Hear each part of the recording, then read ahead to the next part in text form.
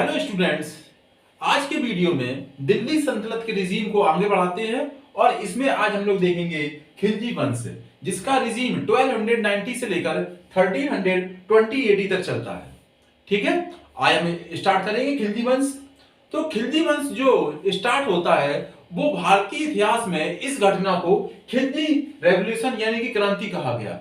ऐसा इसमें क्या हुआ था, तो ध्यान रखना, अभी तक जो सत्ता की बागडोर उच्च कुलीन तुर्क सरदारों के हाथों में थी, अब वो सत्ता किसके हाथ में आ गई है?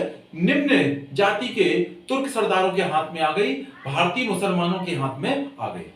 ठीक है, इसीलिए इस घटना को क्या बोला गया? खिलजी क्रांति बोला गया। ठीक है, जैसे हमने लास्ट वीडियो में देखा था क्या कि क्यूमर्स की हत्या कर उसके ही सेनापति ने हत्या कर स्वयं गद्दी पे बैठा और उससे क्या हुआ? हमारा खिलजी वंश की शुरुआत हो गई। तो उसकी जो उसका जो सेनापति था जलालुद्दीन फिरोज खिलजी, उसने क्या किया? एक नए वंश की स्थापना कर दी, खिलजी वंश की। जो जलालुद्दीन फिरोज खिलजी था आपका, इसका जो रिजीम रहता है 1290 से लेकर 96 एडी तक रहता है। ठीक है, लगभग 6 वर्ष का इसका एक छोटा सा कार्यकाल रहा जलालुद्दीन का। ध्यान रखना, ये खिलजी जाति का था। इसको लेकर इतिहासकारों में काफी मतभेद हैं कि ये खिलजी लोग कौन थे, पर एंड में ज्यादातर इतिहासकार खिलजियों को भी 64 जो तुर्कों की जाति हुई उन्हीं में से एक माना गया, पर ये लोग थे निम्न जाति के तुर्कों में। ठीक है, तो ये तुर्क जाति के ही थे पर निम्न जाति के थे उसमें तुर्कों में।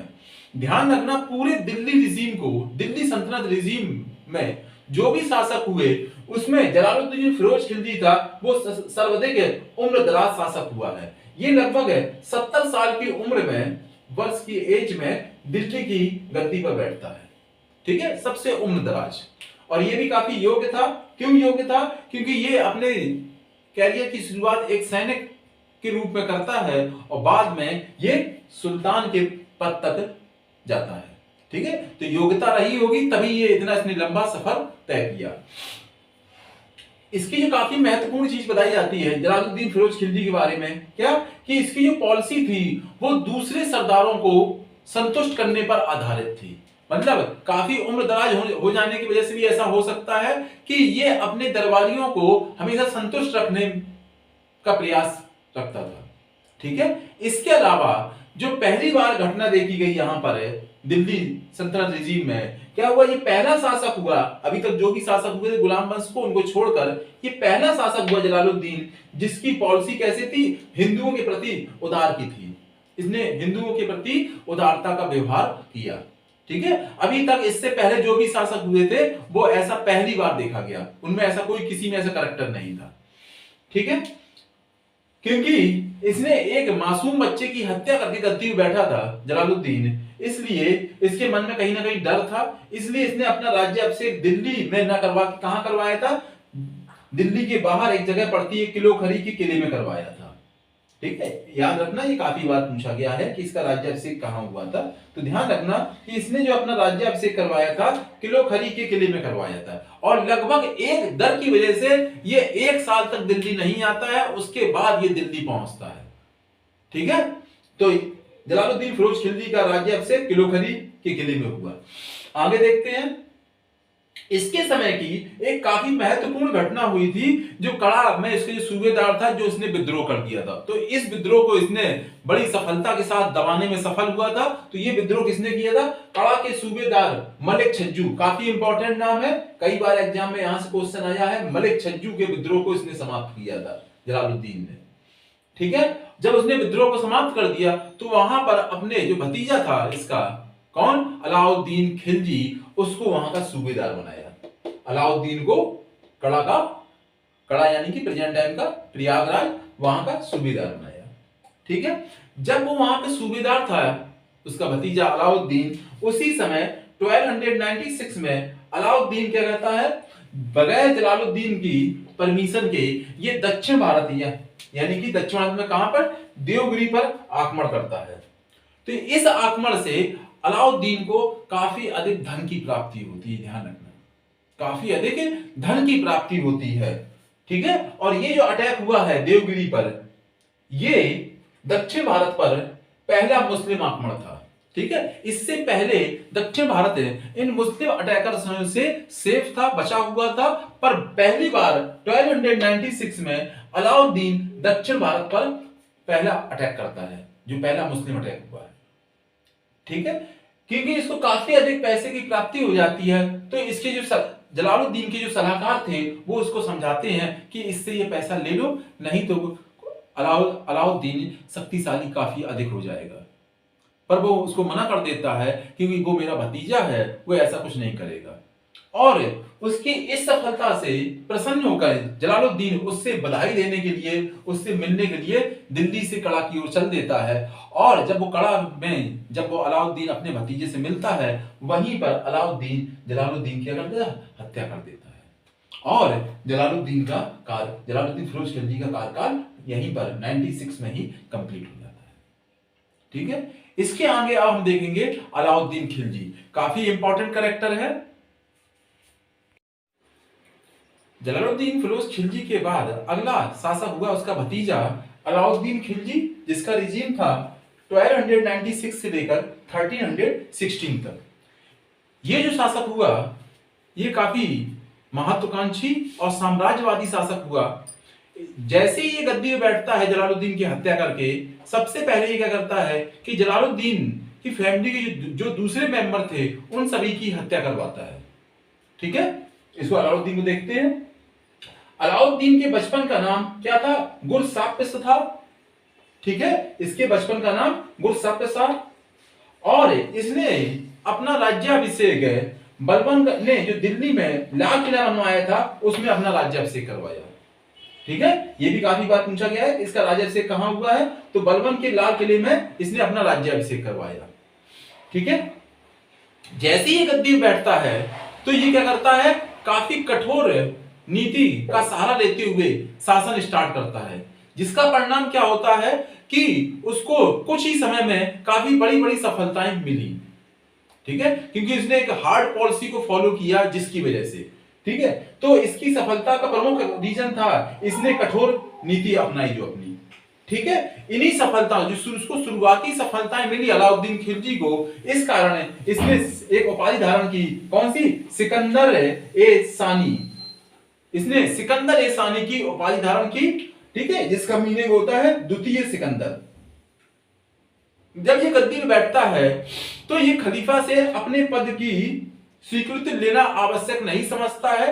वो अलग बात है कि खलीफा इसको खुद अपने आप इसके पद को स्वीकृति देते हैं, ये लेने नहीं जाता है। ये चीज ध्यान रखना आप लोग।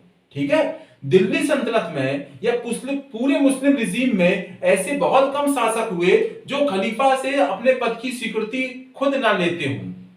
तो ऐसे हम यही शासक देखते हैं, ठीक है, कि जिसने खुद स्वीकृति नहीं ली, उसको खलीफा ने अपने आप ये पद की स्वीकृति दी।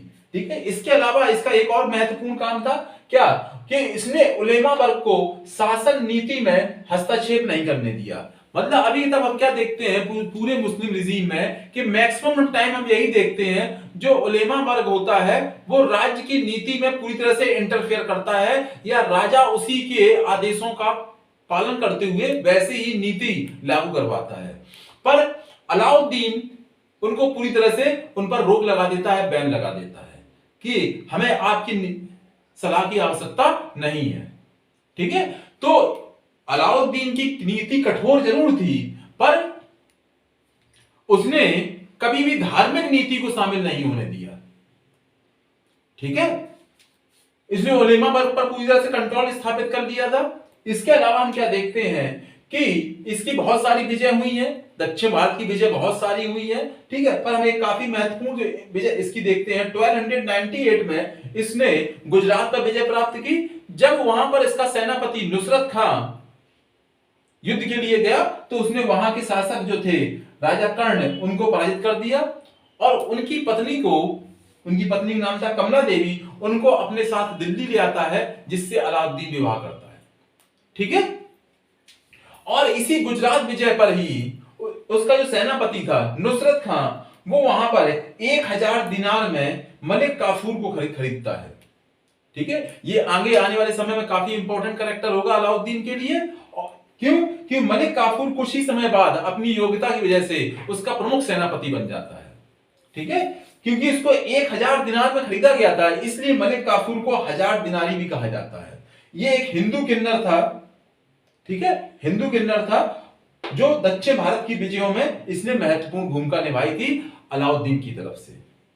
ठीक है, इसके अलावा हम आगे क्या देखते हैं कि 1303 में मेवाड़ पर आक्रमण करता है। उस समय वहां के राजा रतन सिंह थे और वहां की रानी पद्मनी थी।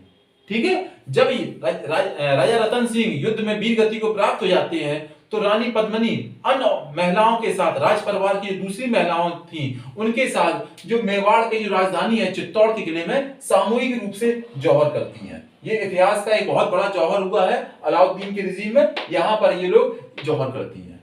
ठीक है, इसके समय में हम इसके जो आर्थिक सुधार की जो इसने नीतियां अपनाई वो हम क्या देखते हैं, अलाउद्दीन ने स्थायी सेना अपने अंडर में डायरेक्ट रखी और इनको क्या किया, नगद वेतन दिया। ध्यान देना, नगद वेतन देने वाला ये पहला शासक होता है।